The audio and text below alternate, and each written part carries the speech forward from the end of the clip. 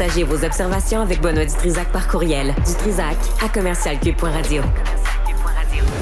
Superbe, sublime, merveilleuse.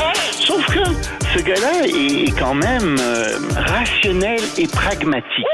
Mais ça pose un très grave problème. Je t'assure qu'il n'y a aucun politologue sérieux qui va te dire « Oh, j'ai le droit! » Un politologue, pas comme les autres. Loïc Tassé. C'est pas le temps de faire ça. Monsieur Tassé, bonjour. Bonjour Benoît, comment ça va? On a le très bilingue Anthony Blinken en Ukraine et qui apporte son sac de cadeaux. Hein. Oui, d'ailleurs je me demande pour ce que tu attends pour faire une entrevue avec lui, puisqu'il parle très bien français, mais bon, ça te regarde. Mais il apporte $1 milliard. Attends, excuse-moi, Cybèle, Anthony Blinken demain, s'il te plaît, vers... Bonne chance! Je suis prêt à me sacrifier, hein! Je ferai l'analyse en direct après, ça me fera plaisir. Ça serait le fun.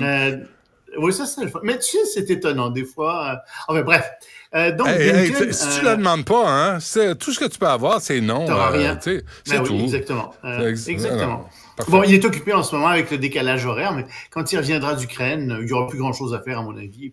Il pourrait sûrement t'accorder un peu de temps. T'as bien raison.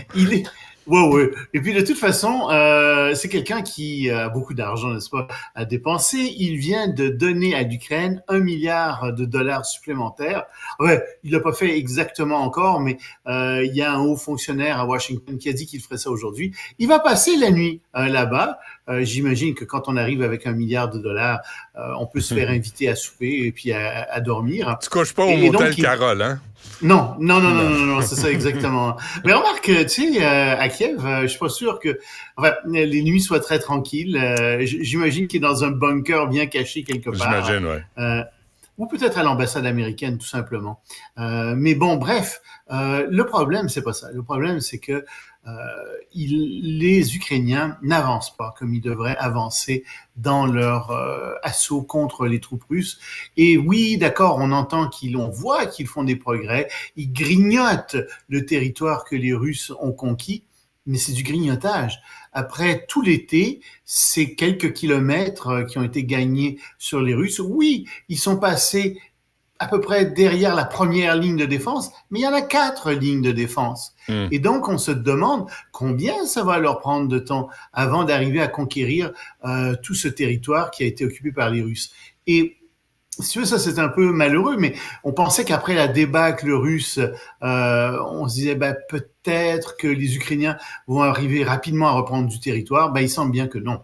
Malheureusement, ça va être long. Je pense pas que les Russes puissent rester en Ukraine ad vitam aeternam. Je pense qu'ils vont partir dans quelques années, ou tout au plus 20 ans. Mais c'est long, 20 ans pour une vie humaine. Ouais. Pour la vie d'un pays, c'est pas grand-chose.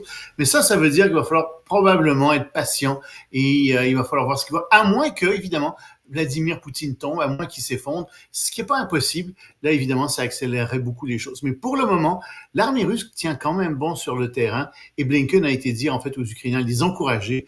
Et en même temps, il dit aux alliés, écoutez, ça va prendre du temps, il va falloir s'y faire. Ouais.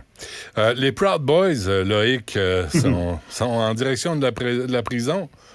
Oh, le chef Enrique Tarrio vient de se faire condamner à 22 ans de prison, mais il est victime, n'est-ce pas, du système judiciaire qui s'acharne contre lui.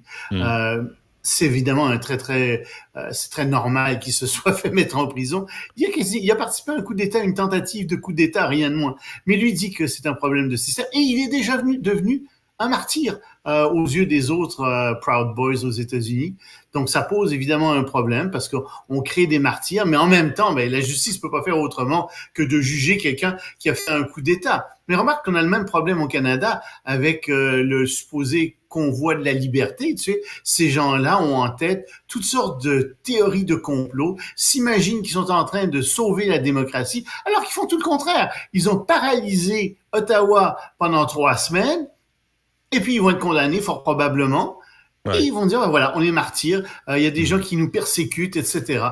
Mais la différence, faut dire, Loïc, la différence, c'est qu'il y a eu des morts lors du 6 janvier au Capitole. Non, attends. La différence, c'est qu'il y a eu des morts, puis dans les 2 cas, il n'y a pas eu de renversement du pouvoir. Et je veux bien, mais des gens qui descendent dans la rue puis violemment essaient de renverser le pouvoir, tu leur dis non, écoutez, il y a des élections pour ça. Puis si vous n'êtes pas content, vous rentrez dans un parti politique, vous essayez de faire avancer vos idées, puis si ça marche pas avec un parti politique, vous en fondez un parti politique. Ça va vous prendre 10 ans, mais ça va marcher. Mais si les gens veulent rien savoir de vos idées, ben ça se peut que dans une démocratie, la majorité des gens trouvent que vos idées sont farfelues. Puis c'est bien dommage, mais c'est ça les règles d'une démocratie. T'as pas à descendre dans la rue puis à essayer de faire un coup d'État, à essayer de prendre le pouvoir par la force. Ça ne marche pas, ça ne peut pas marcher comme ça.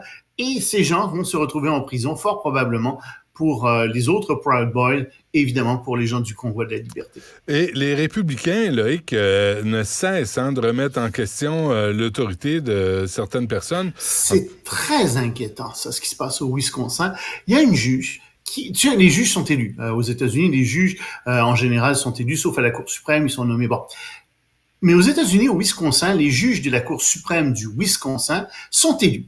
Et il y a une nouvelle juge qui vient d'être élue, proche du Parti démocrate, qui fait changer complètement l'équilibre entre les démocrates et les républicains. Et pour la première fois depuis des années, les démocrates au Wisconsin ont 3 juges, entre guillemets, de leur côté, et les républicains en ont 2. Donc, ou plutôt, c'est 4 juges de leur côté, et les républicains en ont 3. Donc, il y a une majorité pro-démocratique de 4 juges face à 3. Mais ça ne fait pas l'affaire des républicains. Et les républicains ont décidé de faire quoi? Ils ont décidé de commencer les procédures pour démettre cette juge qui s'est fait élire il y a 5 semaines, qui a rien fait, qui a même pas siégé. Alors, le prétexte, c'est qu'elle aurait exprimé des opinions face à la carte électorale et face à l'avortement. Ça n'a rien à voir. On sait bien que le fond du problème n'est pas là. On le voit très, très bien. C'est qu'il y a ce qu'on appelle, au Wisconsin comme ailleurs aux États-Unis, du gerrymandering, c'est-à-dire qu'on a découpé à l'extrême les circonscriptions électorales pour faire gagner, en l'occurrence ici, les républicains. Dans 80% des cas aux États-Unis, c'est les républicains qui gagnent avec ce genre de découpage extrême. Alors, comme on va juger de la constitutionnalité au Wisconsin de ce découpage électoral, et comme il est bien évident, enfin, il est fort probable que les juges démocrates disent « ce n'est pas constitutionnel », et ils auront raison, alors on décide de la faire sauter parce que justement, on veut pas remettre en question la prédominance des juges, la prédominance de la carte électorale. Et ils ont tout ce qu'il faut, les républicains, pour faire ça. Ils sont majoritaires dans les 2 chambres. Ils ont au Sénat la majorité tout juste pour démettre la juge, mais tu comprends bien que aux États-Unis, on regarde ça en disant, mais écoutez, c'est un déni de démocratie. Cette personne-là a été élue démocratiquement. Elle a rien fait de criminel du tout,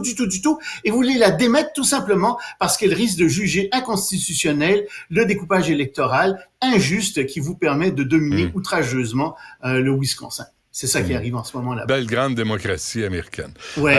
Loïc Tassé, on se laisse là-dessus. On se reparle demain, même heure. Merci. Ça marche. À demain. Salut.